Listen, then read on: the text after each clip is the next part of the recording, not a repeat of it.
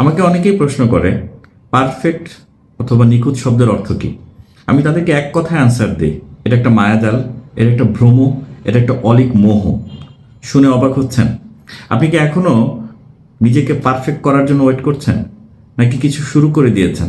আসসালামু আলাইকুম, সকলকে আন্তরিক শুভেচ্ছা এবং অভিনন্দন। আমরা অনেকেই যে মারাত্মক ভুলটা করে থাকি, নিজেকে পারফেক্ট করার জন্য ওয়েট করি, সময় নষ্ট করি।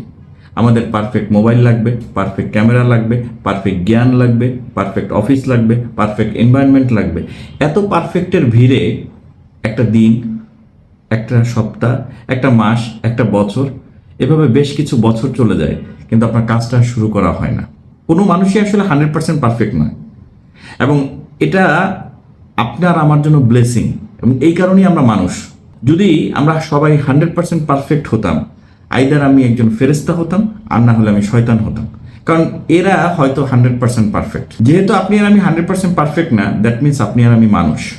আপনি 100% পারফেক্ট হওয়ার আসলে দরকারও নেই। যে জিনিসটা প্রয়োজন সেটা হচ্ছে একটা ধারাবাহিকতা। যে কোনো কাজ আপনি শুরু করবেন, সেটা ধারাবাহিকতা মেনটেন করতে হবে। এবং একজন সফল ও ব্যর্থ ব্যক্তির মধ্যে এই একটা পয়েন্টই ডিফারেন্স করে, সেটা হচ্ছে কনসিস্টেন্সি। সো আসেন কিছু এক্সাম্পল দিই। আমরা যখন জন্মগ্রহণ করেছি তখন কি আমরা পারফেক্ট ছিলাম? আমি তখন হাঁটতে পারতাম না, খেতে পারতাম না, আমি তখন কথা বলতে পারতাম না। আজকে সব পারছি। কারণ কি? একটু খেয়াল করে দেখুন, সেখানে একটা কনসিস্টেন্সি ছিল। ধরুন আপনি ড্রাইভিং জানেন না, আপনি যখন ড্রাইভিং শিখতে গিয়েছেন, সেখানে যখন কনসিস্টেন্টলি আপনি ট্রেনিং নিয়েছেন, দেন আপনি ড্রাইভিং শিখেছেন। সো জীবনের প্রত্যেকটা ক্ষেত্রে বিষয়টা তেমনই।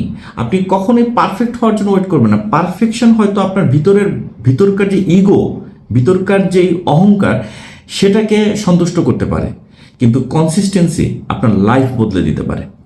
আবার দেখুন, আমি যদি আমার কথা বলি, আমি হয়তো অনেক ভালো কথা বলি না, বা আমি অনেক ভালো ভিডিও করতে পারি না, বা আমার হয়তো অনেক ভালো প্রেজেন্টেশন আমি করতে যাই না, কিন্তু আমি শুরু করে দিয়েছি। এবং আমি যে জিনিসটা করছি সেটা হচ্ছে প্রতিদিনই একটু একটু করে নিজেকে ডেভেলপ করার চেষ্টা করছি। হ্যাঁ, এটাই দরকার। আপনিও এটাই করুন।